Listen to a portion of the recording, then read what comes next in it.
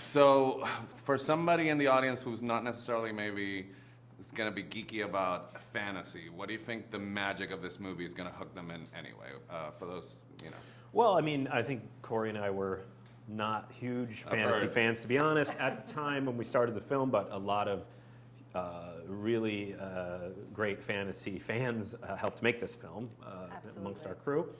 But I think just the beauty of the magic, but more importantly what the magic's about, that it's about potential, that it's about taking risks and challenging yourself. I think that's something that allows the audience to put themselves in Ian's shoes as he's trying to do magic. Totally. Yeah, it's one of the character aspect of magic and what it means from a story standpoint, which is the most important to us. So today we got a really special experience of going through your different departments, and I don't keep. For me, coming to here is always magical. So, given that you guys are the thoroughline, you need to go through all the departments and you have to keep it together. Is there one part of the process that you enjoy the most, or do you? I mean, I don't mean to put you on the spot and signal that, but is it one that is less troublesome? Or he's laughing. Come on, tell me. No, you kidding? No. No, I mean the truth is, and testing the pants. The truth is, I mean, it becomes such a collaborative effort, and I have such great memories of making this film with so many great people. Sure, you have hard days on the movie, but the departments really all came together on this film, and to be honest, I've solved more problems for me than created them. Yeah. So I am indebted to them. We both are. Absolutely. Yeah, I think the hardest problems are just early on when we're just getting that story off the ground. You know what I mean? Once we're in production and we have 250 experts helping us make it, that part is much easier. It's the early days. But it never ceases to amaze me, like, because Pixar movies are so creative and so artistic, but then this morning we saw like a graph, like it's 30% chaos and 30. Do you see the value of those tools while you're making the movie, that you're grounding your creative process? Because it doesn't feel that way. No, I know. It doesn't feel like you make it by the numbers at all. No, I know, but sometimes those numbers are really helpful. Yeah. I do. Just to break through them. Yeah. And to keep you honest and to make sure you're making the point you're trying to make. Sure. Yeah. There's a lot of numbers involved. Yeah. I think that's how computers work too. And we make these on computers, so. What is your brother going to say when he watches this movie? Because I heard that the main relationship is somewhat based on your guys' dynamic. Yeah, I think he will say he likes the movie even if he doesn't, which I think is why I'm making this movie about him. You know, I got that part down. Yeah.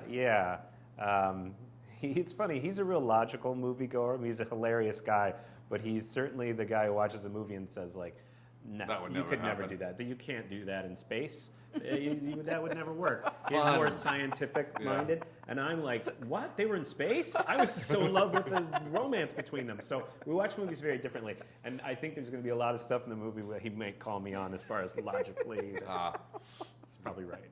I'm gonna have to talk to you at the junket after he sees it. Totally. So tell me about how much of a challenge is, because with Monsters you inherited a universe that was already established, but with this you could have made anything. So I imagine that the challenge was buckling down and making choices. So was that more challenging for you guys creatively as opposed to having to expand a universe that had been established?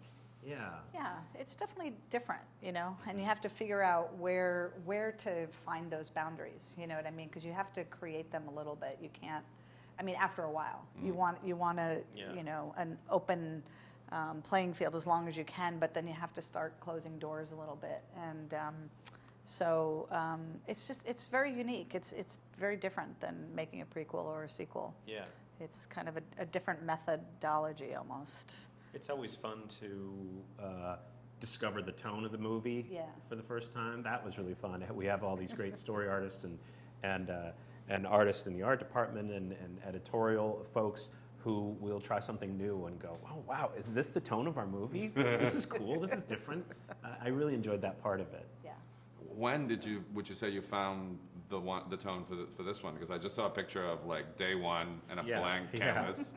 So when do you think? You know, I think it happened kind of around the time that we started storyboarding, and that was really when other artists started to take script pages that we'd written and make them their own and add jokes and add lines. Yeah. And watching them play with the humor and the level of humor we could have in the movie. Yeah.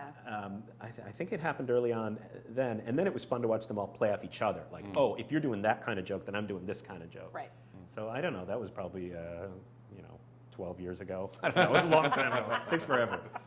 Did you ever hang out at the Fishbowl? Because I'm in love with the Fishbowl. They're not going to hire me at Pixar, but I would just come out and hang out at the Fishbowl. Yeah, that's where we spent the first few years. Yeah, the Fishbowl is kind of the area where the story artists work, and they all work sitting around one big table, which sounds like hell to me personally. Really? But I love that they love it. I would just, when I was a story artist, I'd get in my office your and sit pages and alone. go. But they get so much out of it because now they can really like riff on each other's ideas, and the Yeah. movie benefits from it greatly. And they get to see what they're doing and challenge each other. And oh no, we would go, and go in there for different meetings, and there'd be food strewn everywhere, and it looked like they've been living there for months because they have.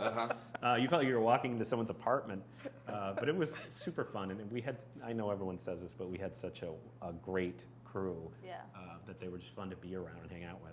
I think it shows on screen. So pleasure talking to you Yeah. guys. Thank Thank you. you. Right. Appreciate it. Good.